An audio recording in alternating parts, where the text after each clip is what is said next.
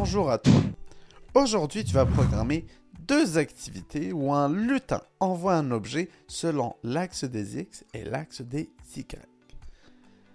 En un premier temps, tu vas programmer un golfeur qui frappe une balle pour la propulser en direction d'un trou. Ensuite, tu programmeras un vaisseau spatial qui envoie un projectile afin de détruire un obstacle dans l'espace. Si tu sais déjà comment trouver la mise en scène de l'activité, donner un titre à ton activité, changer la langue sur Scratch, tu peux aller à ce moment de la vidéo. Sinon, tu peux continuer à regarder pour voir comment faire. Pour commencer, tu dois ouvrir un navigateur et aller chercher le site scratch.mit.edu. Je te l'affiche en grand sur l'écran pour que tu puisses le lire.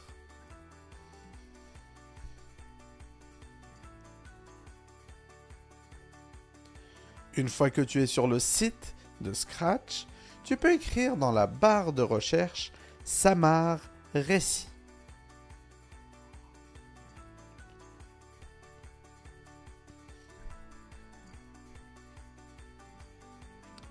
Sélectionne l'onglet Studio et choisis le studio qui se nomme En golf dans l'espace.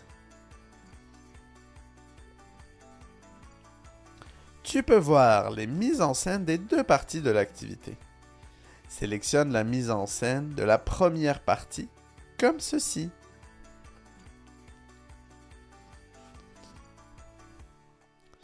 Si tu es connecté avec ton compte, clique sur Remix pour dupliquer le projet. Sinon, tu peux cliquer sur Voir à l'intérieur pour faire le projet avec moi.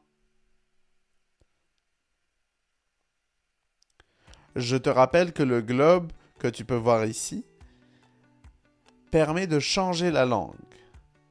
Si ton interface n'est pas en français, appuie dessus et sélectionne la langue française dans le menu déroulant. Super! Tu es prêt à commencer la programmation.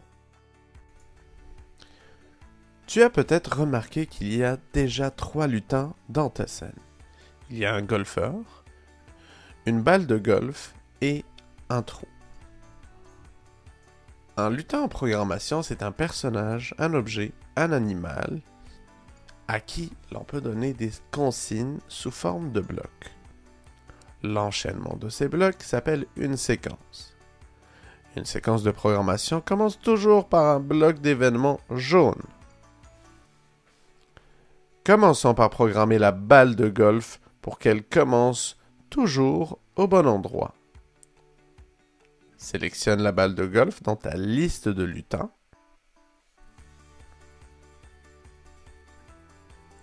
Ensuite, ouvre la section des blocs jaunes et glisse le bloc du drapeau vert à l'intérieur de l'espace de programmation. Dans la section des blocs bleus, trouve le bloc Aller à X, Y et glisse-le en dessous du drapeau vert.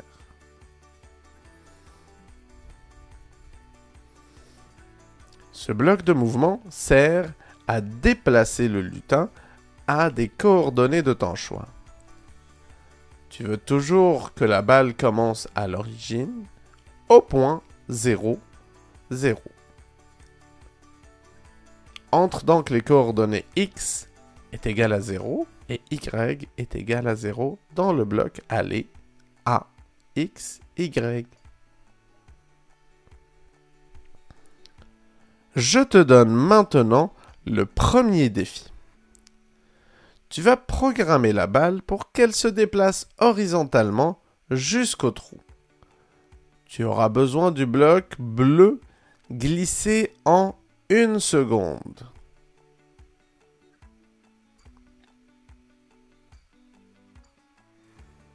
Si tu n'arrives pas à trouver les coordonnées du trou facilement, Tu peux appuyer sur la touche R de ton clavier pour afficher un plan cartésien. Tu peux revenir à l'arrière-plan initial en appuyant sur R. Tu peux mettre la vidéo sur pause et revenir lorsque tu as terminé.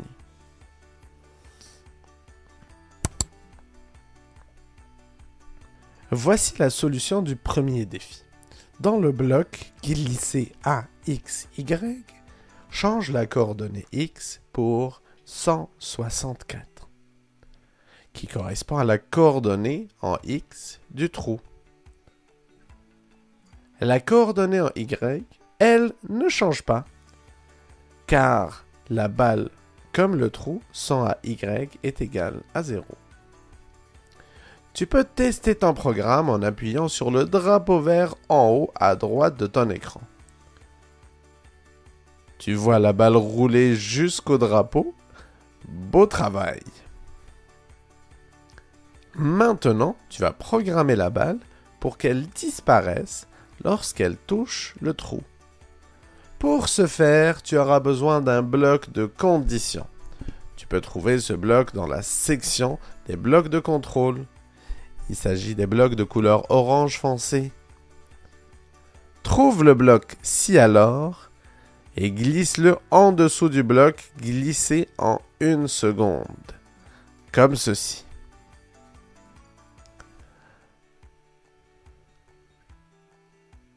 Ce bloc démarre la séquence que tu insères à l'intérieur dès que la condition dans le losange est remplie. Ici, la condition doit démarrer lorsque la balle de golf touche le trou. Ouvre la section bleu pâle des blocs de capteur et glisse le bloc, touche le pointeur de souris à l'intérieur du losange, du bloc de condition. Change l'option pointeur de souris pour trou à l'aide du menu déroulant. Voici maintenant le deuxième défi.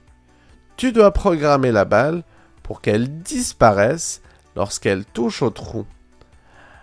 Assure-toi qu'elle réapparaisse au début du programme. Tu auras besoin pour trouver la solution de ce défi des blocs de la catégorie apparence.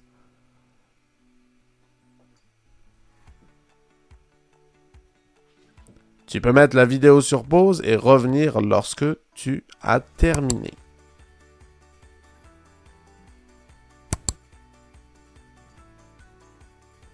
Voici la solution du deuxième défi. Glisse le bloc caché à l'intérieur du bloc de condition et le bloc montré en dessous du drapeau vert. Ainsi, si ta balle touche au trou, elle disparaît et réapparaît dès que tu touches au drapeau vert.